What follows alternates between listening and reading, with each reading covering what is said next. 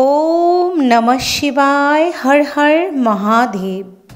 आज মহাশিবরাত্রি ব্রতকথা পাঠ করলে পাবেন মহাদেবের আশীর্বাদ। সফল হবে আপনার ব্রত পালন।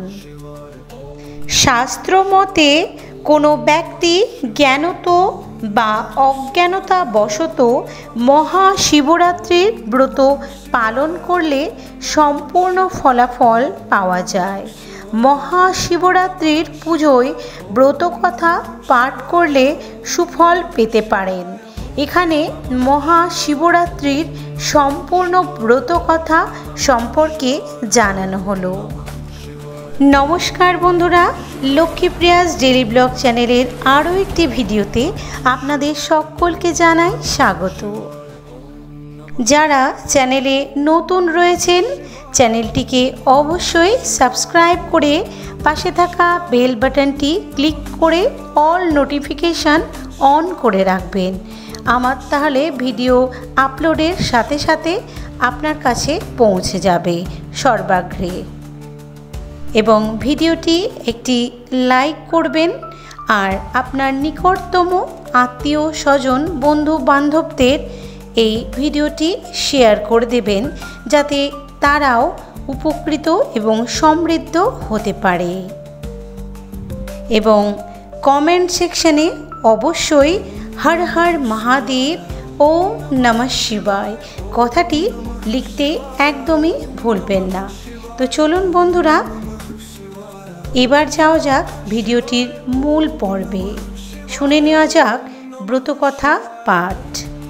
এই মহাশিবরাত্রির ব্রত ফাল্গুন মাসের সবথেকে বড় ব্রতর মধ্যে পড়ে।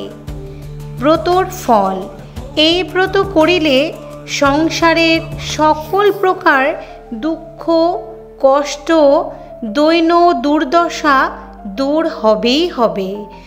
অধিকন্তু ধর্ম অর্থ কাম মোক্ষ এই চতুর্বিধ ফল লাভ আপনি পাবেন। অবশ্যই এই ব্রতকথা পাঠ করুন। তো চলুন জেনে নেওয়া যাক ব্রতকথা। একদা কৈলাস পর্বতে শঙ্করী বসিয়া কথোপকথন করিতেছিলেন। এমন সময় শঙ্করকে জিজ্ঞাসা করিলেন, দেব, কি কর্ম করিলে মনুষ্যলোকে ধর্ম অর্থ কাম মোক্ষ এই চতুর্বর্গ ফল লাভ করে, তাহা আমার নিকট কীর্তন করুন। শঙ্কর বলিলেন, হে শঙ্করী, আজ তুমি একথা জিজ্ঞাসা করিতেছ কেন? শঙ্করী বলিলেন, দেব, পৃথিবীতে মানুষ দিন দিন পাপের বোঝা বাড়িয়েই চলেছে। তাতেই দেখছি পৃথিবী থেকে ধর্ম কর্ম শীঘ্রই লোপ পেয়ে যাচ্ছে।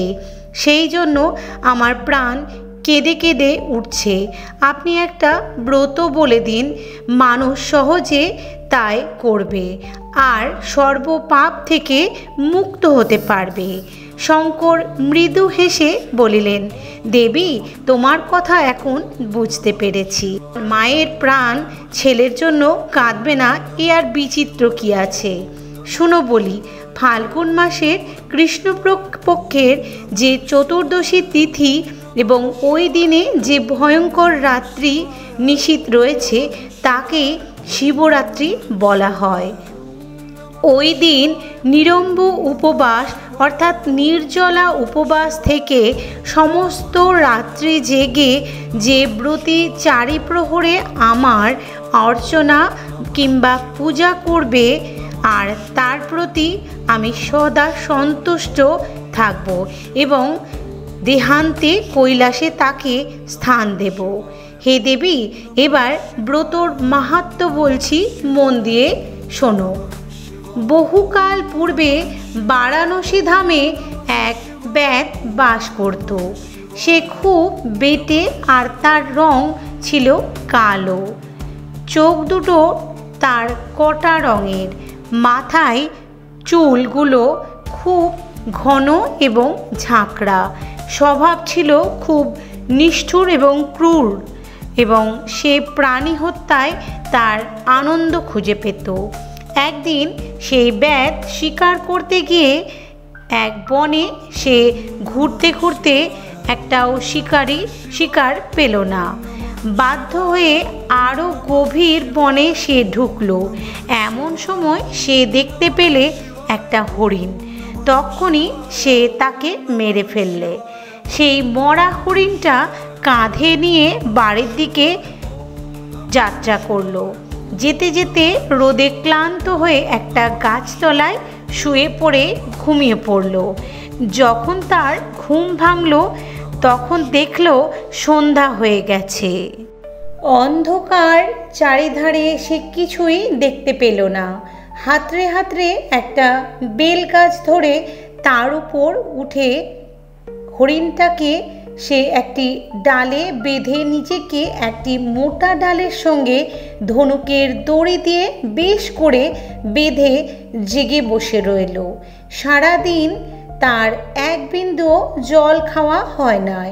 শিকারের জন্য খিদে আর তেষ্টায় তার চোখে জল এলো। শুকনো বেলপাতা আর তার চোখের জলের সঙ্গে ঝরে ঝরে নিচে পড়তে লাগলো একটা শিবলিঙ্গের মাথার ওপর। কারণ ওই গাছের তলায় বহুকাল হতে শিবলিঙ্গ মূর্তি স্থাপিত ছিল।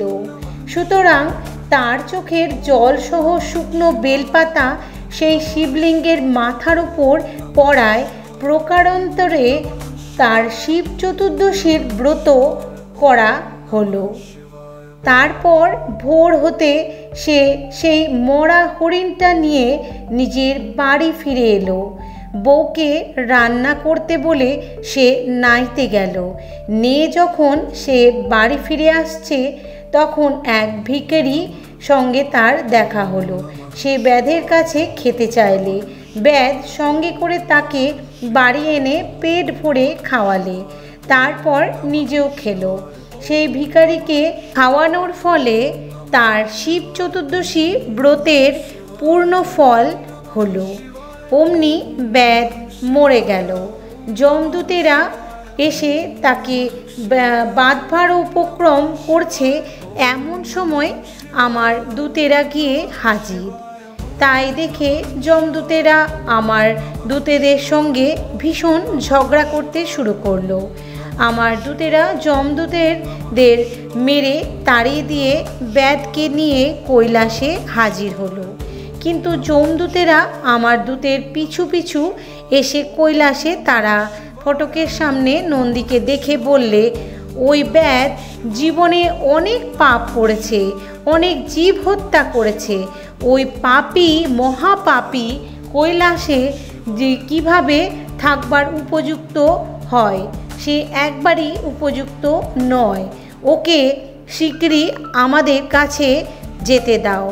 ওকে আমরা আমাদের যমপুরীতে নিয়ে যেতে এসেছি। নন্দী যমদূতেরা সব কথা শুনে বললে, হে যমদূতগণ, তোমরা বলছো তা সত্যি, কিন্তু শিবরাত্রির ব্রতের ফলে ওই ব্যাধের জন্মকৃত পাপ রাশি দূর হয়ে গেছে। এখন আর ওর ওপর তোমাদের কোনো অধিকার নেই। নন্দীর সেই কথা শুনে যমদূতেরা ক্ষুণ্ণ মনে কৈলাস ত্যাগ করে চলে গেল। হে শঙ্করী, এই ব্রতের এই শক্তি, এই ব্রতের প্রভাবে পৃথিবীর মনুষ্যগণ সর্বপাপ হতে মুক্ত হবে। তখন শঙ্করী আনন্দ চিত্তে দেব সমাজে ও ঋষি সমাজে শিব চতুর্দশীর ব্রত মাহাত্ম্য প্রচার করিলে কালক্রমে পৃথিবীতেও এই ব্রত ছড়িয়ে পড়ল কোনা কোনায়, এবং এই ব্রত সকলেই এই শিব চতুর্দশীর দিন অর্থাৎ শিবরাত্রির দিন পালন করতে লাগলো। এই মহাশিবরাত্রির দিন যে ব্যক্তি বাবার অর্থাৎ মহাদেবের পুজো অর্চনা করার পর এই ব্রত পাঠ শুনবে, তার চতুর্বর্গ ফল লাভ হবে। তার জীবনে সকল ইচ্ছা পূর্ণ হবে, সকল মনস্কামনা পূর্ণ হবে। তাই বন্ধুরা, অবশ্যই এই মহাশিবরাত্রির দিন শিব পুজো বা শিব অর্চনা করার পর অবশ্যই আপনারা এই ব্রত পাঠ শুনবেন বা নিজেই পাঠ করবেন, তাতে আপনাদের ব্রত পালন সম্পূর্ণ হবে। আর এই ব্রত কথা আপনি মেয়েদের 12 মাসি ব্রততেই পেয়ে যাবেন। আর যদি আপনাদের কাছে এই ব্রত কথা না থাকে, সেই ক্ষেত্রে আপনি এই মোবাইলে চালিয়ে ব্রত কথাটি শুনবেন, তাতেও কিন্তু সম্পূর্ণ ফল লাভ হয়, আপনার ব্রত সম্পূর্ণ হবে।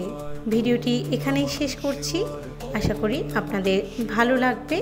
সকলেই মহাশিবরাত্রি খুব ভালো করে কাটাবেন, খুব ভালো করে ব্রত পালন করুন। সকলেই ভালো থাকুন, সুস্থ থাকুন।